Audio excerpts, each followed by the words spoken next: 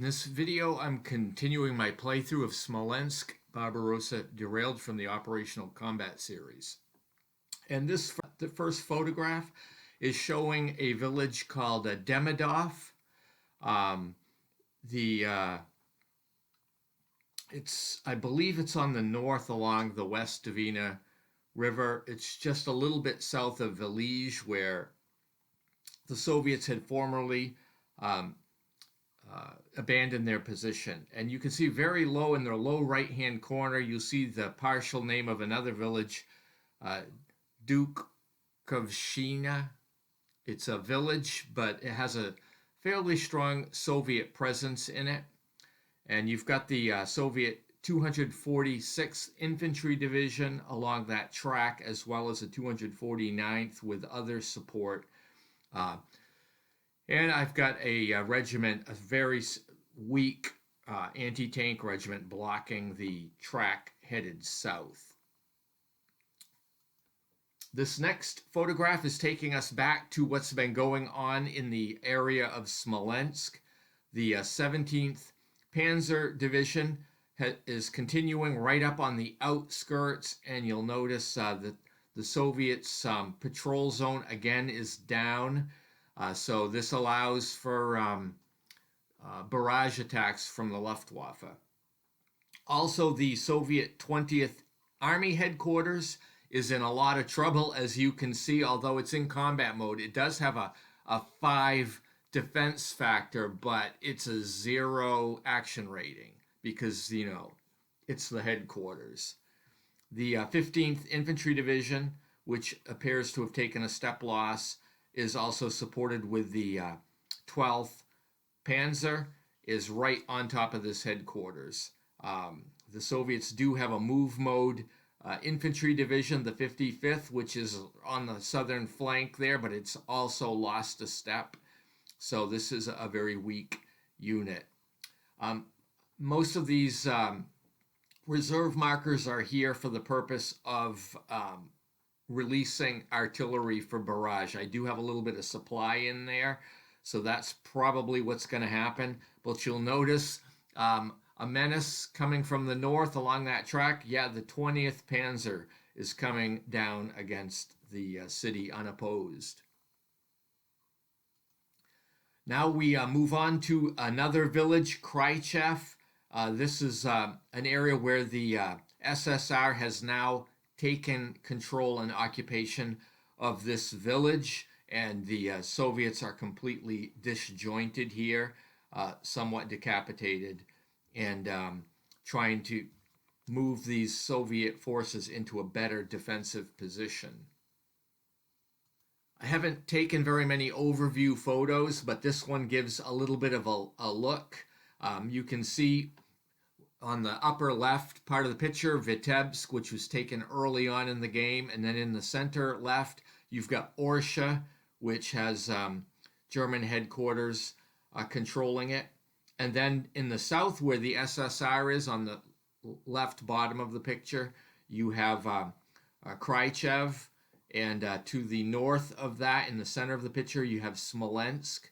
You have the Germans just south of Smolensk in Puchinik. So they have a very strong position there with the 18th Panzer just south of Smolensk. Moving on to our next photo, we have Zharkovsky, and Zharkovsky is a village. It's on a track, but it importantly has that railroad line running through it. But the 19th Panzer and the 18th Motorized have complete control of this area. You also see the 20th Motorized a little bit south along the railroad tracks, and the Soviet position is defending farther to the east here. And then we go on to picture 68. This is showing Dukovchina.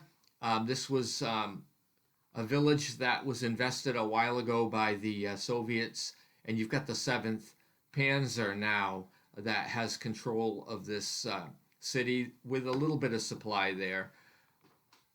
The Soviets have got an anti-tank battalion there that is left basically hung out to dry. because the Germans have somewhat cut them off from the rest of the forces. You will see the Soviet 247th Infantry Division is covering that trail, but there's just not a lot of a force here. And you've got the 246 and the 249th. They're full strength, but they're in move mode trying to get away. They really have nothing to answer those panzers with. So I'm going to be bringing this replay to an end here. One of the reasons is because the rest of the pictures that I have are on a hard drive that crashed, so I don't have access to them. So I'm going to just leave the videos at the point where I have them now. So I will tell you how this thing ended up. The Germans actually won this scenario. Of course, this is, July through September of 1941, so you would expect, that they would do okay with this. The victory conditions for this, which was the campaign scenario, is basically that for the Axis to win, they need to have all the hexes of Smolensk, Vitebsk, Orsha, Mogilev, and Barbresk. And in addition to those main locations, they need 6 more of these cities, and some of them you saw during the replay that were captured. Pochinok, Dukhovchina, Zharkoysky, Belyi, Spaz, Yartsevo. There's a number on this list. They only needed 6 of them plus these main cities and villages that they captured. The Soviets need to control Vyazma and Rzhev and at least 7 of those other locations on this list. So the Germans won this one handily when they captured Smolensk and enough of these other cities. You could see from the video the way things were going.